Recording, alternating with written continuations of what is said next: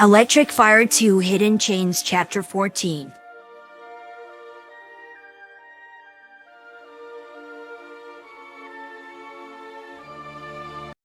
There was no sign of Robotnik, but the feeling still lingered.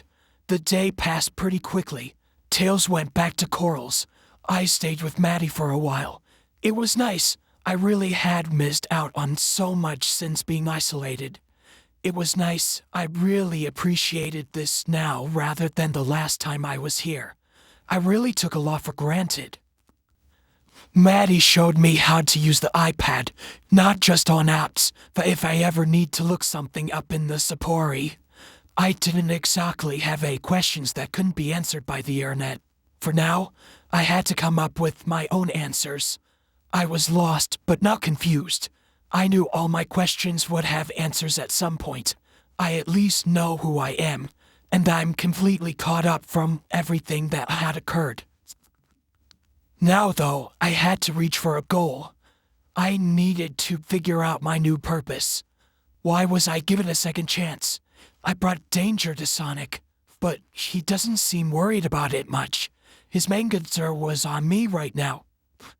I don't understand how he can be so calm. After Tails left, I decided to go hang out with Sonic back in the attic. It wasn't like I was avoiding Tails. I just didn't want to interrupt him and Sonic while they talked. Besides, I needed to relax.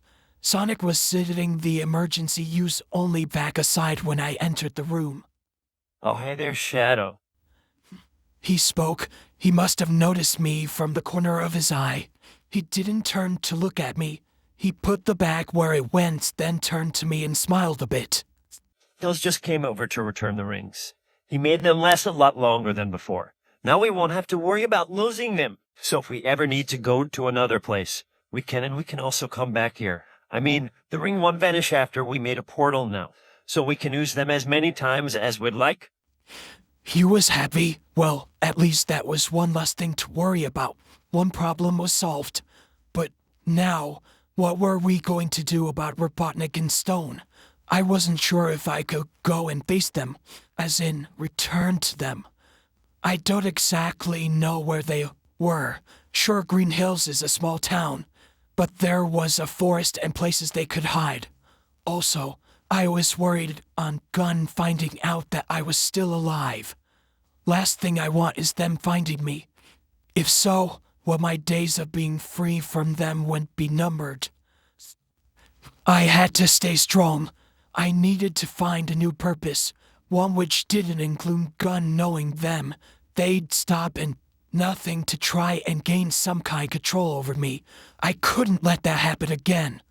This time will be different, I hoped. Nothing could have prepared me for what they would do. Oh man, I'm getting ahead of myself again. Sorry about that. Okay, I'll just skip ahead to that night. Nothing much happened before then anyway, though there was one conversation me and Sonic had that was somewhat interesting. You see, my name isn't exactly mine. It was the name of the project I had.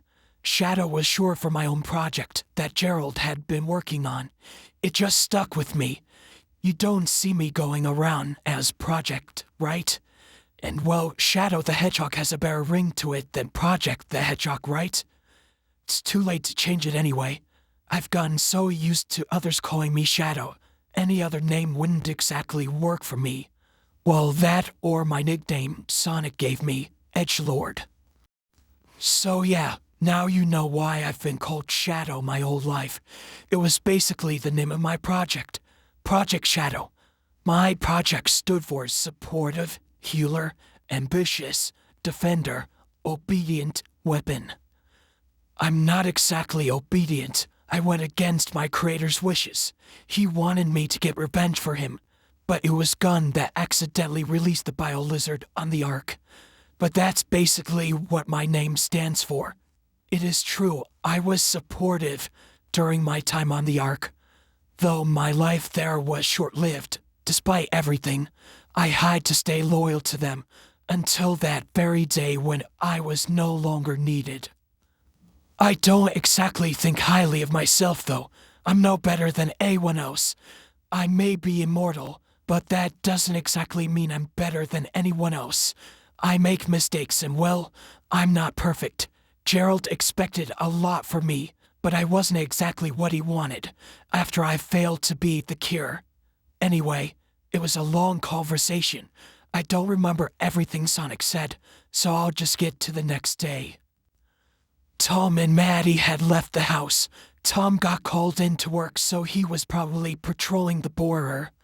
Maddie had to cover a shift at the vet clinic, so it was just me, Sonic, and Ozzy, the dog. Ozzy mainly stayed downstairs. He whined a bit at the door. Him whining woke me up a bit. Sonic was still fast asleep. I got up to look for food for the both of us. Ozzy had a bowl of dog food in the corner of the kitchen. It was about halfway gone. His water dish was next to it, and it was full. Maddie must have filled it before she left. Tom had left a box of donuts on the counter. Typical donut lord, as in Sonic would say. I didn't think he'd mind if I grabbed two, one for me and one for my friend for when he woke up. I grabbed a napkin for his. I didn't want to grab a plate in case Tom got mad if he left it in his room. I set the donut on the napkin and set it on his nightstand before getting up on the roof by teleporting. By then, I had already finished eating the donut. Once on the roof, I sat down. I had taken in the view from up here for granted. Before, it was beautiful up here during the daytime. There was a tree nearby from the roof.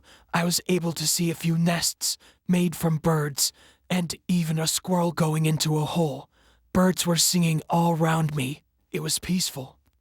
I closed my eyes for a bit as I listened to the sound of nature. I heard a few cors, but they didn't disturb me. A few minutes later, I felt a tap on my shoulder. When I looked back, Sonic was there. He had the donut in hand. He had already taken a bite out of it. Thanks for the donut, Edgelord. Anyway, sorry if I disturbed you. I just smiled at him. Nah, it's fine. We both sat in silence for a bit, looking up at the sky.